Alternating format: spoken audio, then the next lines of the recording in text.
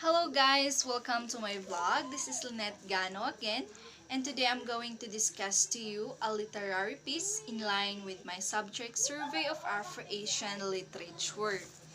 So the task given to us is to choose from the following literary pieces. This includes 11. So the first is The Thousand and One Nights, then The Tale of Sinuhe, The Quran, The Arabian Nights by Tahir Shah, The Lady and Her Five Suitors, Love by Khalil Gibran, The Prophet by Khalil Gibran again, and Bewildered Arab, then The Food of Paradise by Ibn Amjad, then Count Not Your Chickens Before They Hatch, then the last but not the least is To Whom Should I Speak Today by T. Eric Peet.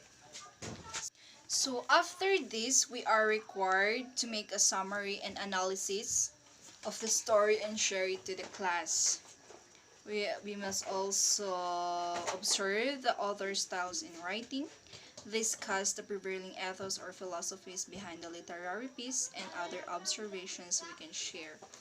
So, among the 11 literary pieces that I mentioned, the last really catch my attention.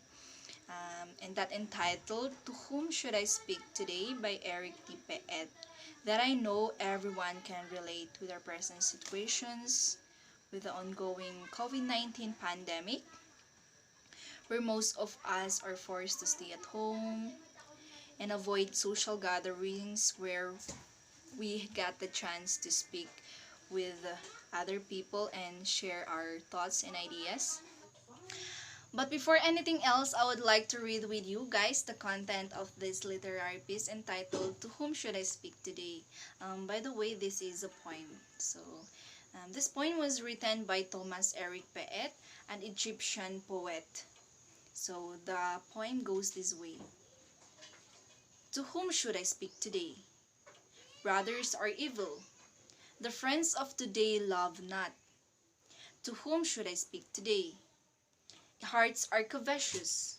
Every man plunder the goods of his fellow. To whom should I speak today? The peaceful man is in evil case. Good is cast aside everywhere. To whom should I speak today? Yesterday is forgotten. Men do not as they were done by nowadays. To whom should I speak today? There is no heart of man whereon one might lean. To whom should I speak today? The righteous are no more. The land is given over to evildoers. To whom should I speak today? There is a lack of confidence. Men have recourse to a stranger to tell the troubles. To whom should I speak today? I am laden with misery, and I am without a comforter. Ouch. So that's the content of the poem, To Whom Should I Speak Today? So today I'm going to discuss my analysis and idea about the poem.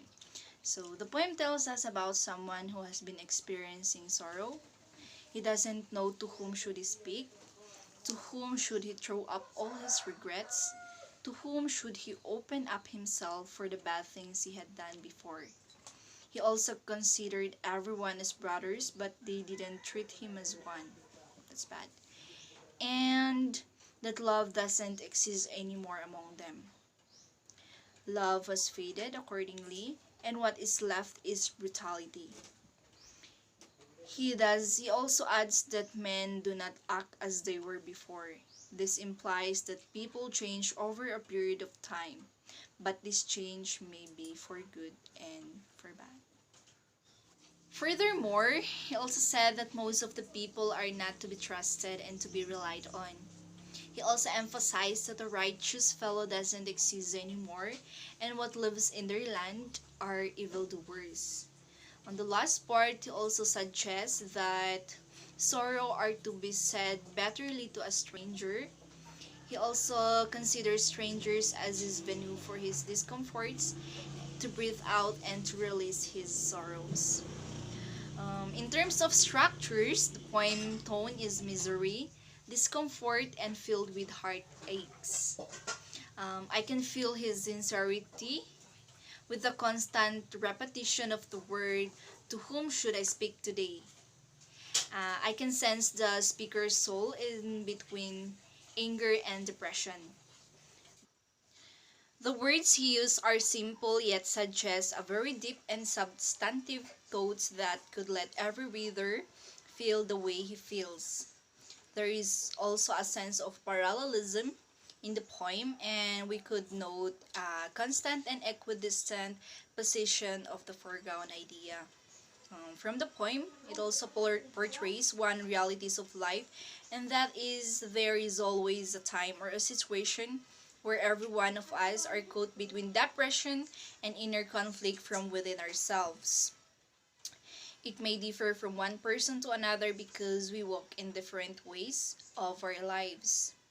And from these conflicts, we may have people to rely on at the beginning, but they will not stay forever because they will soon betray us. Because there are certain people who are meant to stay in our hearts, but not in our lives. That's true. This implies that we are often struggling with an inner battle, and sometimes we are left in the war zone with no one to trust with. We didn't know who are our real allies, and we didn't know what would happen next. The only thing we can do is internalization, a reflection of what we are going through. However, the poem suggests that it is likely better to confine our discomforts to strangers. Personally, I also experienced this kind of situation where I have problems that I wanted to open up, but I am afraid to be judged. And worst thing, I'm afraid to be betrayed by the person whom I share my problem. But the idea that it's better to tell your problems to a stranger, I think it's not a good idea at all. But I understand the point of the speaker because it's better to share some problems and misery to a stranger because we are not being judged, and at least they may not know the story, but at least they could relate to it and make solutions to what we are going through. But with all of this, I think the most suitable person to talk with is our Lord Jesus Christ, because he is always there to listen to every sorrow, misery, and problems that may come into our lives, especially in this time of pandemic. He is the answer of all the problems we are facing right now. We just need to open up to Him by sending our prayers, and always don't forget to give thanks with all the blessings He is giving us every day. So that's it, guys, and I hope you learn a lot of lesson in this video and you enjoy watching. So stay safe wherever you are, and goodbye.